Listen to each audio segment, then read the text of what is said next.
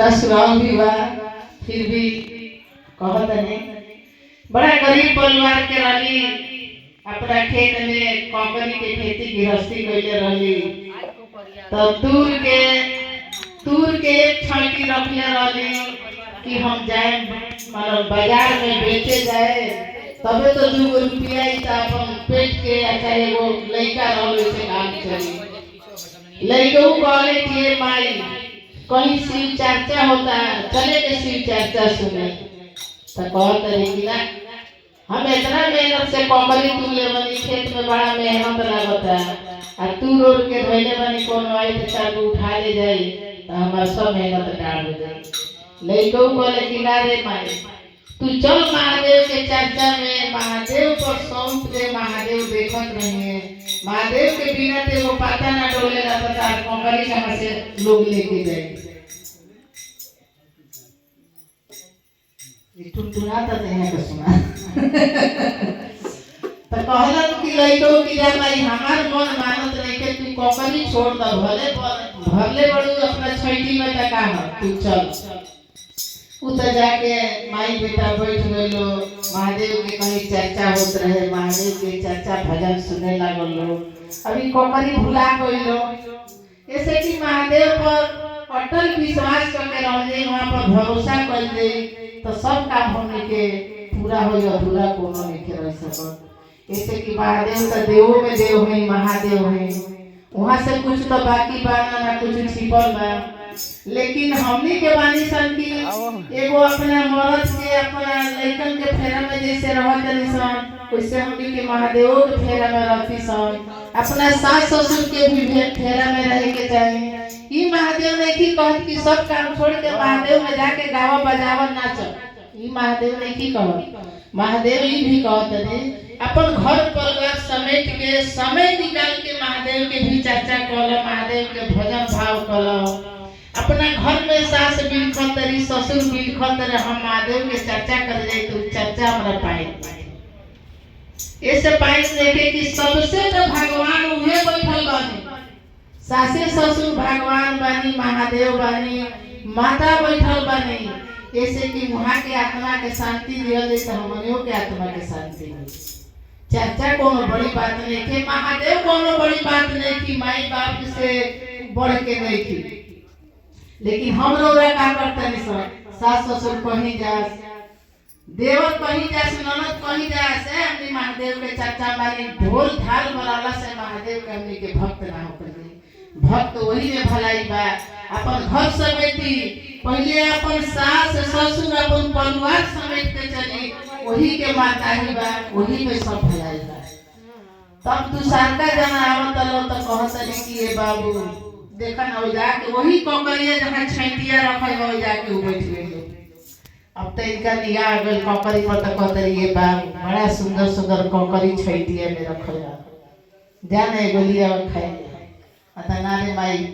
जे सहिहार के धइले वो बैठलो होइयो गोरे खातिर हम ना जाए अता केहू नहीं के माई झाट झुक लेली कोई ना लौकल तब लइका के जबरदस्ती भेज दे अब लइका कॉकरी के एथी त जाता छैटी त महादेव कहते ये कहते नहीं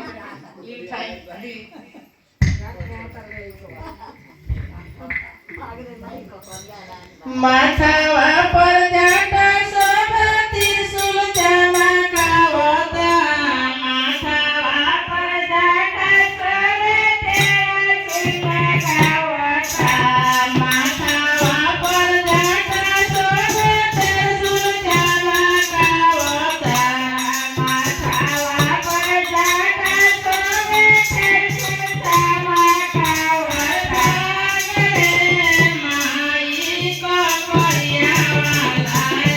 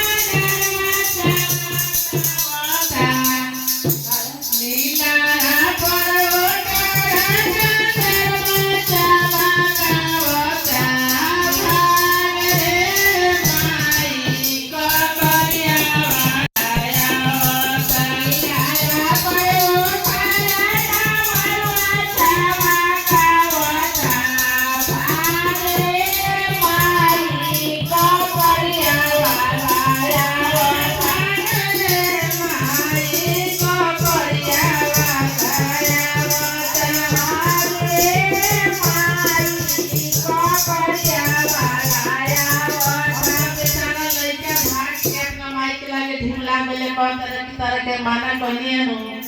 कि उतना सही हाथ के जे कंपरिया रखले बा उ केहू ना केहू अगोरत होई। अनेक प्रकार के ओकर रूप बा, जाटा लौकता, ओकरा लीलार पर चमक बा, चंदनमा भगवान के चित्र बा। हम ना माई कहत तरी कि फट हो जा केहू नहीं के लौकत, तू झूठ बोला तर लिया में के डरे। अब माई नाम मनली जिद के कहली कि तू ना लिया में जब तो हम जाए भगवान मन एकदम कर देला। तो देखी मन समान बात का लगे तो दिल खोल के जबरदस्ती से मांग के लिया के खाली, जैसे कि मांगे में कोनो लजिया देखे, जैसे कि एक नंबर में हम बने। तो ऐसे बात कि केहू से दिल खोल के मांग ली, झगड़ा लड़ाई करके मांग ली, लेकिन मांग के खाली हमें कोनो सिवा शिकायत नहीं थे। लेकिन चोरा के खाली केहू देख लिया, केहू ना देखी तो ऊपर वाला तो जरूर। अब उनकर माई जाता रही देखा तरी कौन सी अरे आगे आगे तेरी आगे भगवती लगले बा, आगे आगे तेरी आगे भगवती लगले बा, आगे तेरी आगे भगवती लगले बा, आगे आगे तेरी आगे भगवती लगले बा।